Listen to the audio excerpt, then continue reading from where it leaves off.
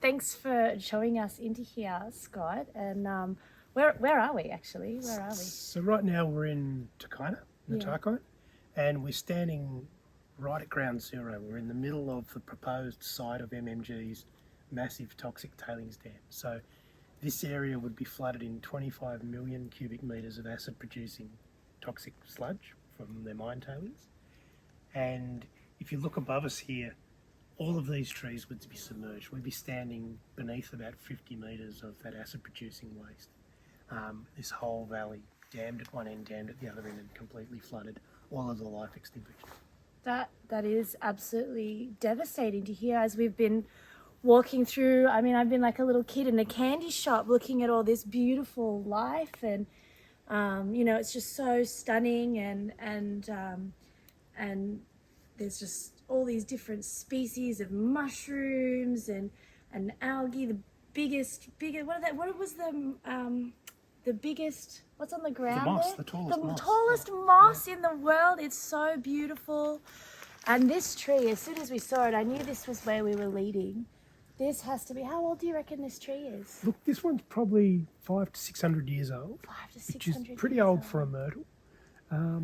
They're a very slow glowing tree, but you see the tops out of that one, it started to form a lot of hollows, but this is wildlife central. Look at the amount of spaces there are in hollows through that tree for things to be living and breeding and just surviving, and so there's nothing wasted in this space. No. And you know what would be a waste? To put a whole bunch of acid in here. Yeah, it's completely unnecessary. It's unnecessary. There are better solutions. Tailings dams just don't work. They all leak. They all put acid into these amazing environments, and technology has given us better solutions. But this company just doesn't want to spend the money, and our government is prepared to allow them to do destruction on this scale for a methodology they know doesn't work. It will commit us to 700 plus years of acid leaching from this site. And it won't just affect this site, but it'll affect the river downstream. I was going to say, it's going to get into the river, isn't it? And then that acid, every natural, ecosystem from here until the end of the river is going to be toxified. Yeah. Just to store some waste, that they have other options to store it. Yeah. They have other ways to do it, and it would be an absolute crime against nature and humanity to destroy this beautiful space. Absolutely. And so we've had 2,500 people over the last 3 summers turn up here and say this will not happen on their watch. They've stood in front of bulldozers, they've locked themselves to machines, they've been up in tree sits, they've been on the ground helping feed the army of volunteers that's come through here. And what we can say right now is they are 26 months behind. Through the court actions we've taken, they've had their permits removed. They are back to point one, and we're ready to do it all again if need be. That's so good to hear, because, sometimes when you hear that people want to destroy such an important ecosystem, you can lose your faith in humanity a little bit. But you realise it's just a few fat cats in a boardroom making a decision, but then in response to that decision, all of these beautiful humans turn up to protect this ecosystem. And that's what we've done today. That's what you've been doing for how long now? 20 odd years on the Tarkine. Mate, this is the protector of the Tarkine. What an honour. Well, and many more. And many more. That's what we're saying. Thousands of people. It's been a huge effort, and Bob Brown Foundation spearheading that effort with the logistics, allowing all those volunteers to first hear about it, but secondly to come here and be hosted and looked after and shown how it is that people on the ground can make a difference. Because it comes to this. It comes to being willing to put your body on the line, get in front of the bulldozer and say, this will not happen on my watch. I know a few things about that. What can people do right now? What can people do right now to help with the campaign?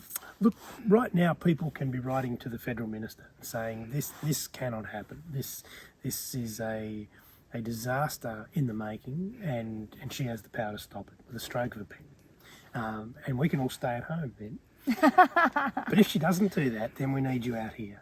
So start packing your bag. What's in the backpack? get some dry gear, some warm gear, something nice to eat. Oh, I like a bit of chocolate in my bag. Bit of chocolate, vegan chocolate, obviously.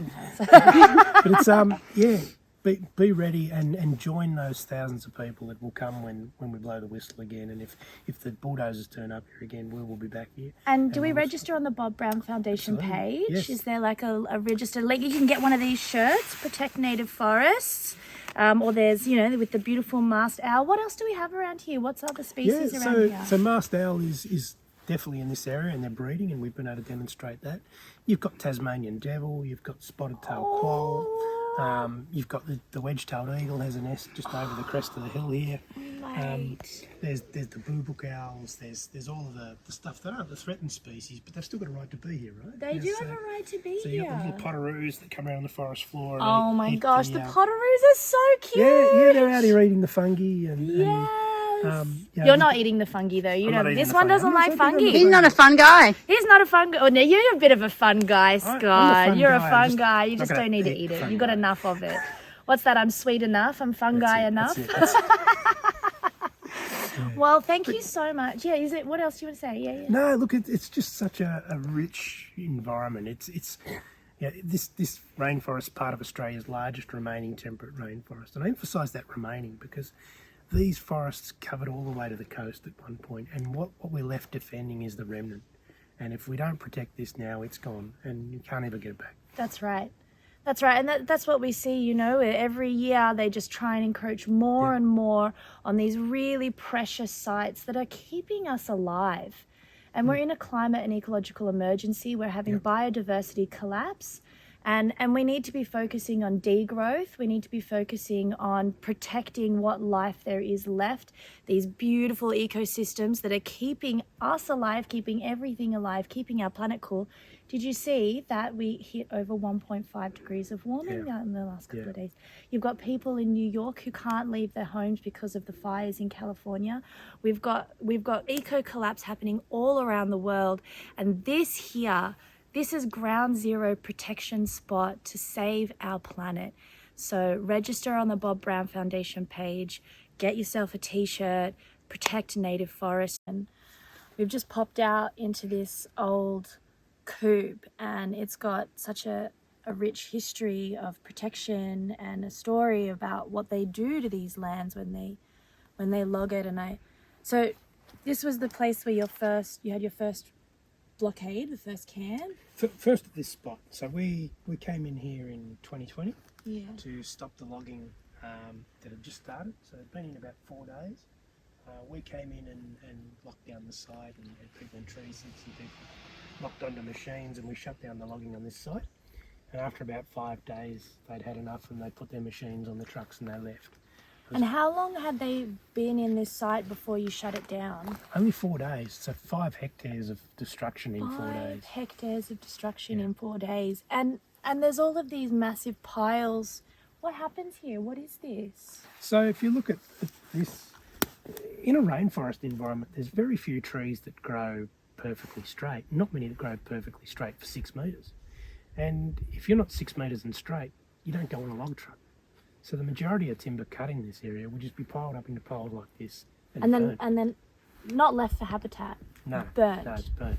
In this case, because we stopped them logging and we prevented them from finishing this coop, this stuff is still sitting here and hasn't been burnt. So it is providing habitat now, but it's not as good a habitat as what it was before they took the canopy away, of course. No, I mean, I've seen the burning. We went to Styx and saw the big giant trees at Styx, and on the way in to this World Heritage Site, there's these massive burnt out areas. Yeah. And what do they do after they burn it? Do they just leave it? What happens? Well, after they've burnt it, the fire encourages eucalypts to grow, but it kills all of those rainforest species. So your sassafras, your myrtle, your blackwood, your leatherwoods. All that biodiversity, all those, rich plants that fuse each other as habitat, But they don't want those. They want a fast-growing eucalypt crop. Why would they want a fast-growing eucalypt crop? Well, because it's plantation by another means. Oh, because then it's not a native forest. That's right. It's something to log again. They would say it's not a plantation. I say if you plant, a single species of seed, it's just a messy plantation. It is, and it's really destructive, isn't it? Because biodiversity is strength, Yeah. and monocrop is really susceptible to disease. Absolutely. Yeah. And so what we end up with is then they'll aerial seed the area with that single species of eucalypt. Yeah. So they'll drop them from a helicopter. Yeah. And then that species becomes the dominant species. And of the area. that's regeneration, I bet. That's what they call regeneration. That's what they call regeneration. In fact, if you go into their forest practices plans, in the first part of the plan, it talks about they'll regenerate with a locally provident seed mix. And that sounds great until you look to the back of the document and you find out what's in the locally provident seed mix, and it's 100% Eucalyptus obliqua. There's no mix. Maybe they shook the bag, I don't know, but yeah, it's a single species. We mix the seeds, the same seeds up. But it's certainly not what they took, and it's certainly not a diverse, life-filled forest.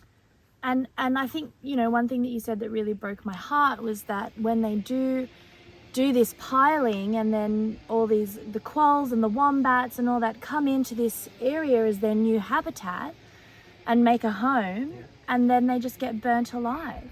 Yeah, unfortunately, because you've taken away all that forest ecosystem, you've clear-felled the thing, and then everything left's been piled up in these piles. If you're a devil looking for somewhere to hide, or you're looking at spotted-tailed quoll or wombats, this is the only hotel in town. This is it. And so you move in, you create a space in amongst those piles. It feels a bit safe compared to the barren area you're left with. But then 12 months from now, when this has had a chance to dry out, forestry comes past and they burn it. And so all those animals that have made a new home inside that waste are then burnt alive. It's this horrific process. It has no respect for the ecological values that are trying to remain in those areas. It is. It's if we don't get you on the logging, we'll get you on the burning. Yeah. That's disgusting. Yeah. Well, thanks for sharing. I mean, it's devastating, but I think it's really important that we know what's going on out here, because this has got to be protected. These areas have to be protected, and we have to protect our native forests. Yeah. We have to protect them from logging, and we have to protect them from toxic waste. And the first step is to get out here and to really connect with it and see what's going on. So invite everybody to come out and enjoy a lovely walk through this part, but also the beautiful remaining part that we're protecting from that toxic waste. So thanks, Scott. Thank you.